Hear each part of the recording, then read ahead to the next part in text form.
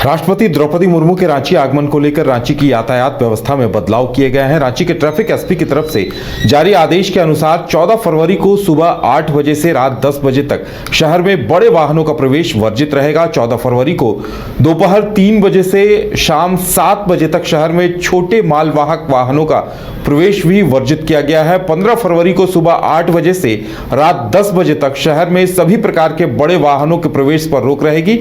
इसके साथ ही 15 फरवरी को पलामू, गढ़वा, लातेहार और गुमला से आने वाले बड़े वाहन रिंग रोड होते हुए अपने गंतव्य तक जा सकेंगे।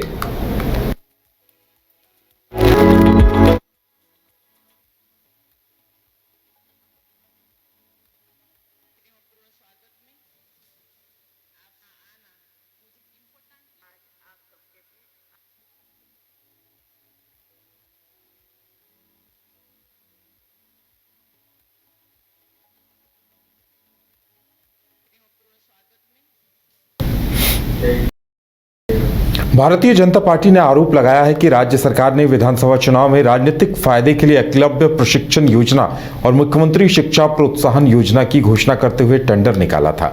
बीजेपी के प्रदेश प्रवक्ता अजय शाह ने कहा कि दोनों योजनाओं के तहत झारखंड के 35,000 बच्चों को यूपीएससी, जेपीएससी, इंजीनियरिंग, सीए और मास कॉम समेत अन्य कोर्स की तैयारी कराई जाएगी। मुख्यमंत्री ने घोषणा की थी कि झारखंड के बच्चों को मुफ्त कोचिंग के साथ 2500 रुपए हर महीने भी दिए जाएंगे। प्रदेश प्रवक्ता ने कहा कि टेंडर निकाले जाने पर देश की 100 संस्थाओं ने टेंडर भरा था। साल 2023 में निकाले गए इस टेंडर को पूरी तरह से ठंडे बस्ते में डाल दिया गया है। प्रदेश प्रवक्ता ने कहा कि पार्टी यह जानना चाहती है कि किस वजह से टेंडर प्रक्रिया को आज तक पूरा नहीं किया गया और न ही झारखंड के बच्चों को दोनों योजनाओं का लाभ दिया गया है। बीजेपी जानना चाहती है कि आगामी बजट सत्र में राज्य सरकार इन दोनों योजनाओं के लिए बजट का प्रावधान करती है या नहीं। जो मुद्दा है वो शिक्षा से जुड़ा हुआ है और शिक्षा के क्षेत्र में झारखंड की सरकार ने एक टेंडर निकाला था। उस टेंडर में हम बात करेंगे। तो सबसे पहले तो मैं जो प्रेस कॉन्फ्रेंस हो रहा है जिस विषय पर हो रहा है उस विषय पर थोड़ा सा प्रकाश डालूंगा। दूसरे पार्ट में हम उन दोनों टेंडर्स की चर्चा करेंगे। इसके बाद हमारे कुछ सवाल है उस टेंडर्स को लेकर के हम सरकार से पूछेंगे और उसके बाद अगर आपके कुछ सवाल है तो सवालों का जवाब देंगे। तो दोस्तों, आजादी के बाद में महात्मा गांधी और सरदार पटेल के बीच में एक वाद विवाद है जो कि काफी मशहूर है, काफी फेमस है।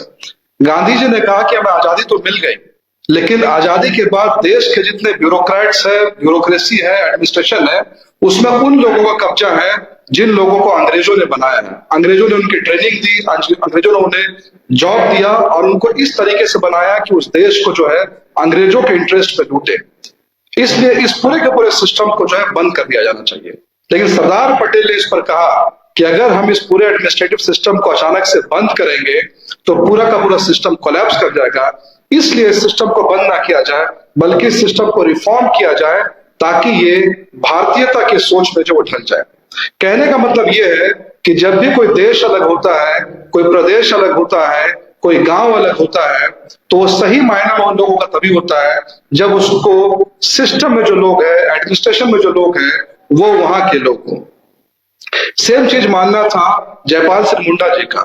साइमन कमीशन में भी झारखंड अलग होने की बात चली थी और उस समय यह बात हुई कि झारखंड अलग या फिर झारखंड सही मायने में झारखंड का तभी हो पाएगा जब झारखंड के एडमिनिस्ट्रेटिव सिस्टम में झारखंड के रहने वाले लोग हो, झारखंड के आईएएस हो, झारखंड के आईपीएस हो, जेपीएससी में झारखंड के लोग हो, या के डॉक्टर झारखंड के हो, इंजीनियर्स डॉक्टर्स के हो, तभी सही मायनों में झारखंड जो है वो झारखंड का कहलाएगा।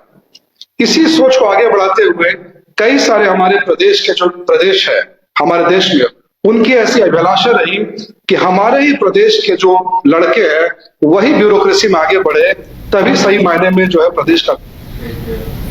स्वाधीनता सेनानी बुधू भगत की 193वें शहादत दिवस के मौके पर एसटी/एससी समाज के लोगों ने श्रद्धांजलि अर्पित की, जिसमें एसटी/एससी कल्याण मंत्री चमरा लिंडा ने भी भावपूर्ण श्रद्धांजलि उन्हें दी। उन्होंने बुधू भगत जी को याद करते हुए कहा कि उन्होंने अंग्रेजों से निडरता के साथ मुकाबला किया था, जिसमें उन्होंने तीर धनुष का भी इस्तेमाल कहा था। उन्होंने कहा था कि जितने भी वीरों की प्रतिमाएं टूटी फूटी हैं उस पर काम करेंगे, उन्हें सजाने संवारने का भी काम करेंगे।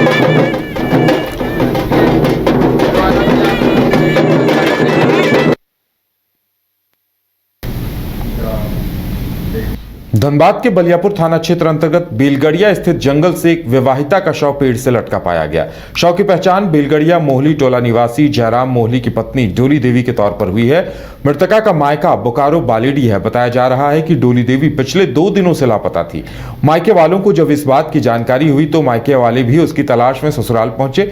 सुबह उन्हें डोली का शव जंगल में पाए जाने की जानकारी मिली। मृतका के भाई दिलीप मोहली ने इसे आत्महत्या नहीं बल्कि हत्या बताया है। उनका आरोप है कि ससुराल में अक्सर उनकी बहन को मारा पीटा जाता था। फिलहाल बलियापुर थाने की पुलिस पूरे मामले की जांच पड़ताल कर रही है। ये लोग देखिए 10 को पूरा लड़ाई झगड़ा किया है, मारपीट पूरा किए लोग के साथ और गाँव से ही लापता है। कहाँ से लापता है? यहीं घर से ही। अब क्या किया ये लोग क्या नहीं किया देखिए, मार हमको तो पूरा दाव तक मार के फेंका है। क्या किया अभी? नहीं तो बांध दिया होगा इसको। कहाँ पर? यहाँ जंगल में। किस चीज़ से बांधा है? गमछा है तो गमछा का वो औरत गमछा लेके चलती है। टंगा हुआ है क्या? हाँ टंगा हुआ है। देखिए कल हम लोग को रात को अचानक खबर मिला कि ऐसा ऐसा घटना हुआ है। हमारे मानगो केवट टोला बोकारो के निवासी हैं दिलीप मोहली जी। वही रात को आए कि बोला गया कि उनके बहन 2 दिन से गुम थी और अचानक वहाँ से फ़ोन आया कि उनका डेड बॉडी कोई पेड़ में लटका हुआ मिला है। तो हम लोग सुबह आनन फानन उठ के सीधे यहाँ आए। यहाँ आके देखा तो प्रथम दृश्य यही नज़र आया कि आत्महत्या है, जो कि दिखाया जा रहा है। क्योंकि आत्महत्या पे गले पे ही दाग आता है और कटे फटे का निशान कहीं आता नहीं है। इनका गले में कटे फटे का निशान भी है, कान के ऊपर में भी चमड़ा फटा हुआ है।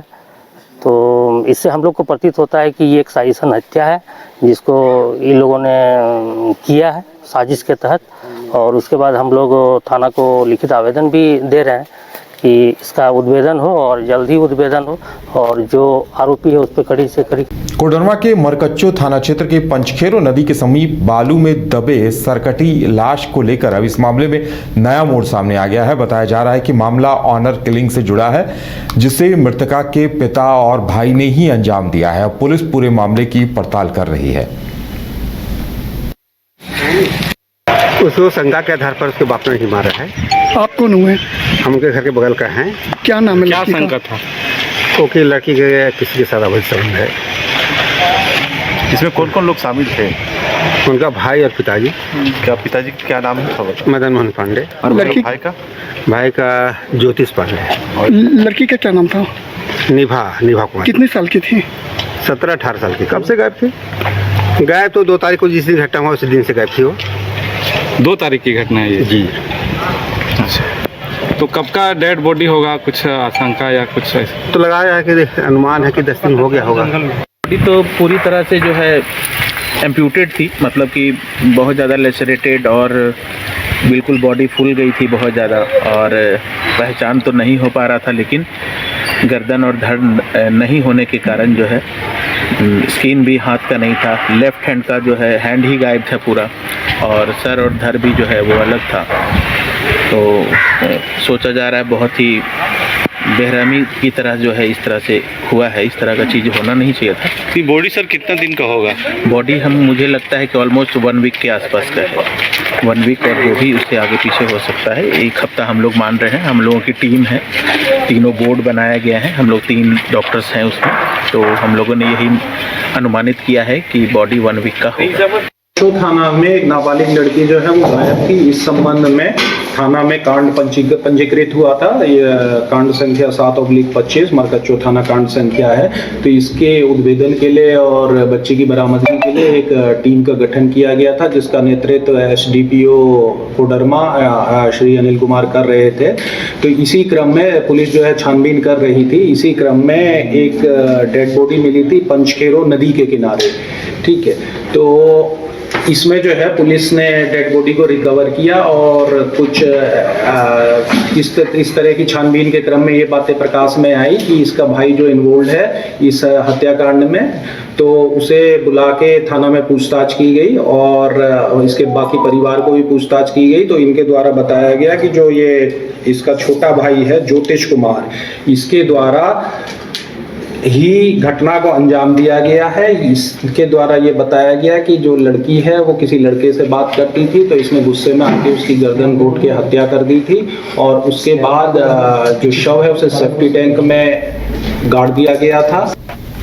और धनबाद जिला खाद्यान्न वितरण सोसाइटी के कुछ लोगों ने आज जिला खाद्य सुरक्षा पदाधिकारी से मुलाकात की। आपको बता दें कि धनबाद जिला खाद्यान्न व्यवसायी संघ के प्रतिनिधिमंडल ने फास्टर ट्रेनिंग, फूड लाइसेंस और रजिस्ट्रेशन के नाम पर बाजार में फैली भ्रांतियों से उन्हें अवगत कराया और बताया कि प्रतिनिधिमंडल ने बहुत सी अवैध संस्थाएं अवैध रूप से रसीद काट रही हैं और इनकी वजह से न सिर्फ व्यापारी परेशान हैं बल्कि अधिकारियों को भी काम करने में दिक्कतों का सामना करना पड़ रहा है। उन्होंने पूरे मामले की जांच करते हुए कहा है कि सरकार की तरफ से पहल होनी चाहिए और जिस तरह से तमाम लोगों को धोखे का शिकार बना रहे हैं उसका निराकरण होना चाहिए और ऐसे लोगों पर कार्रवाई भी होनी चाहिए।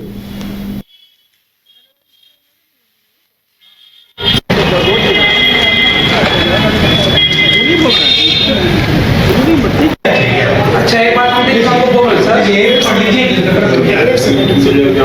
से आपको पचे आप आए थे, आपको फास्टर ट्रेन के बारे में हम बताए थे, आप जो साइन कराएं कल